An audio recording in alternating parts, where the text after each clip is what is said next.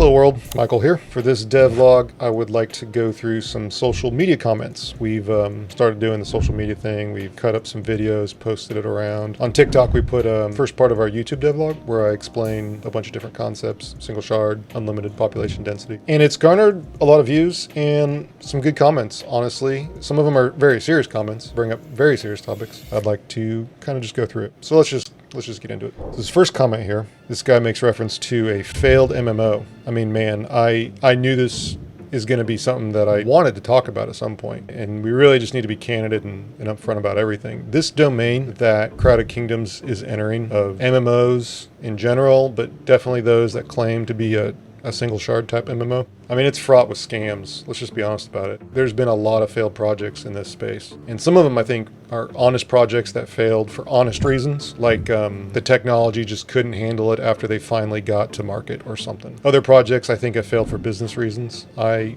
supported a very ambitious and, I mean, it was a very real project. They got to beta. Well, they got to a release, technically, but most of us left during the beta. I supported this project. They were claiming true single shard. I think they probably had it. It was probably some optimizations or something that they were missing at the end. I mean, in the beta, it became clear their technology wasn't able to handle the kinds of density or any legitimate, I think, form of density of players, and it would stutter, and it was not an enjoyable experience. I'm fine with tolerating that as you work out those kinds of performance issues, but they never got worked out. And in addition to that, they made some business decisions that were just not good. I won't get into that. It's not important, I think. But that was an example of a serious project. It was not a scam. They had technical issues, eventually business issues, and it didn't work out. And that's really sad. I was really excited. I thought they were legit going to be the first true single shard game. And then there's other projects that are outright scams, where someone is, with no intention of delivering, attempting to raise money and just run away with it. And so this comment, it brought that up, and I wanted to talk about it. We are in that domain where there are a lot of scams. And it's really the reason why I haven't talked about this game until now. Or I shouldn't call it a game, this platform. A year ago, I realized I could do true single shard, that I figured out the algorithm. But I knew that if I got in front of a camera and said, hey, I could do true single shard, help me out. It just didn't sit right with me. I felt that wasn't enough. Maybe 15 years ago, that would have been enough. The Kickstarter scene was very naive, and there were projects that worked, and people would believe you back then more, I think. Nowadays, we have so many scams under our belt that you really need to be careful. Even if you do your diligence on these projects, you could still back something that you would later regret. So a year ago, I had this idea, and I was like, I don't want people to believe me if I just tell them. I don't want to go down that road where I'm asking for trust. So I decided to self-fund a prototype, and then eventually a startup studio. First, I took a couple months, well, really the first month, and I proved to myself that I could do it. In my brain, I had the algorithm, the theory, the model. I was like, oh, this is going to work. But, I've done software long enough to where I know that sometimes you think you can do it and you can't. So I took a month, figured it out, and actually made a prototype that proved that you can create a server cluster that could scale to infinity and beyond, essentially. You need to be able to add a very large number of servers to a cluster to achieve the kinds of concurrency levels that you need to say, we can do true single shard. You have games out there with populations of millions of concurrent players. The big games, Minecraft, Roblox, Fortnite, all of the FPS, all the shooters out there. So if you really want to be able to claim true single shard, that's a very serious technological proposition. So I took a month, figured it out, developed a prototype that proved to me that I did it. Not something I would necessarily show anyone, because when you code these things out, you know more about it than anyone ever will. Sometimes proving it to someone else is harder, of course, because you're not going to show them the code.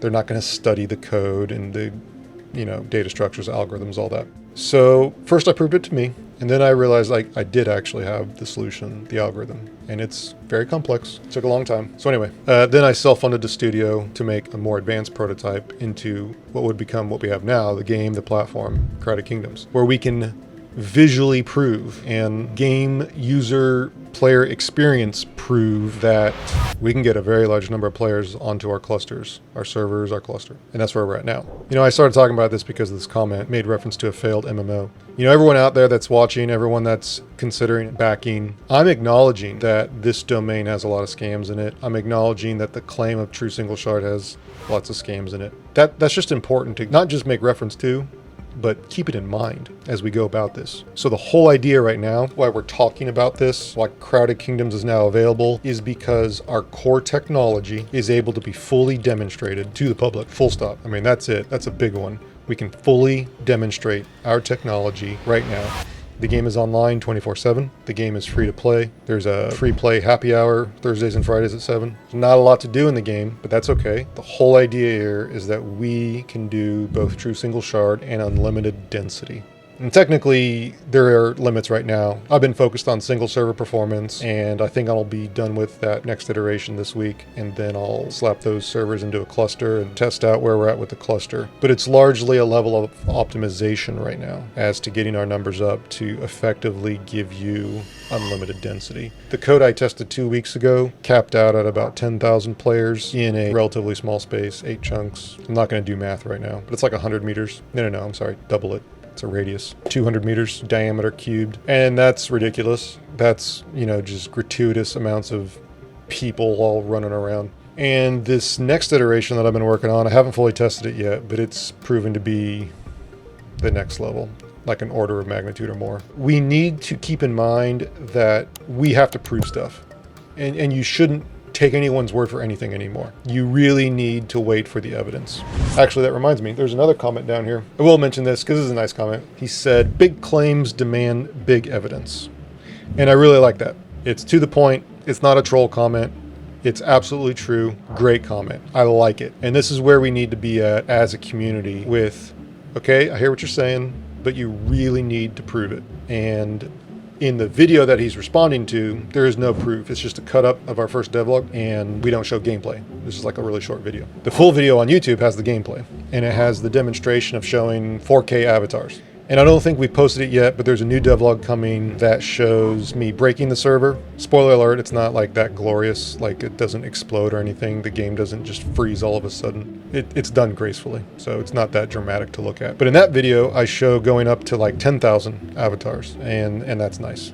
And really, it's still a synthetic test. You have to take it with a grain of salt, but it's a pretty good synthetic test. And if we had 10,000 players all of a sudden get in and just walk around, proximity voice chat with each other, build things with their voxels, that by itself would represent a de facto revolution in server replication technology.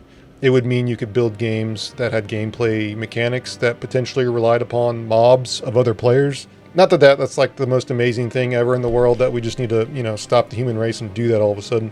But like, it sure would be great to find out what that looks like, you know, just from a social experience to be able to do. To say nothing of the fact that this is a platform where you'll be able to build anything you want on it. Mod creators will make little mods, and then eventually bigger mods, eventually full games as we provide those systems. And so we're trying to facilitate a revolution here, changing where you game. Not that that's a big deal, but just what you're able to do when you game, both with creators and players. So yeah, big visions, but you know what? This isn't a year ago where I just had this idea as some random person. Now we have a studio, we have what is essentially a game that's online 24/7 and is able to demonstrate large numbers, including density, not just population where everyone's spread out. So that's nice. And I wanted to bring all that up because I need to at least verbally establish that we have the goods, that I agree, big claims demand big evidence, and we have the evidence. So how does that sit with you? Let me know in the comments, because we respond to comments and they will drive the next videos. I would like to talk more about this. I would like to do it as a response to conversations on comments, because I think that's more real. It's not enough for me to just, you know, kind of just ramble. I really want to hit the points that people bring up. We've got cool technology. It's nice to have technology, but you know what? If we can actually do what we're saying we can do, this represents like a fundamental shift in potentially a social paradigm of playing a game with no, you know, player limits. It means that everyone's on the same thing, and it could potentially lead to just more interesting social dynamics. And It means that we're all there. The entire community is all in the same thing. And it's a human avatar style game, not just like spaceships. And that's important. You're going to be able to like have any kind of avatar you want. You'll be able to go anywhere. Oh, that's another thing I need to talk about, the map size. The map size is huge. It's bigger than a galaxy. There's so much room. I'll get into the technical side of that. But just as a teaser to those who have a technical background, our maps right now, if you assume that a voxel is 1 meter cubed, from the perspective of that voxel, our address space for the map is 2 to the 68 meters at 1 meter resolution. And there's parts of the map where you can have higher resolutions than just 1 meter. Like if you want to have voxels that are smaller, eventually we'll have normal objects. So it won't just be voxels. I mean, we're not just doing a voxel game. It's going to be anything. So, I can't wait to talk about that. So I brought up a bunch of stuff. Please go after any topic that really interests you in the comments, because I'm going to read it, I'm going to respond to it, and then the next devlog, I'm going to make mention of it. And I still haven't talked about all the comments that I want to talk about, but I keep rambling, and I don't want to bore anyone. If you made it this far, you are a champ. Michael signing off. See you in the next one. Thanks, guys.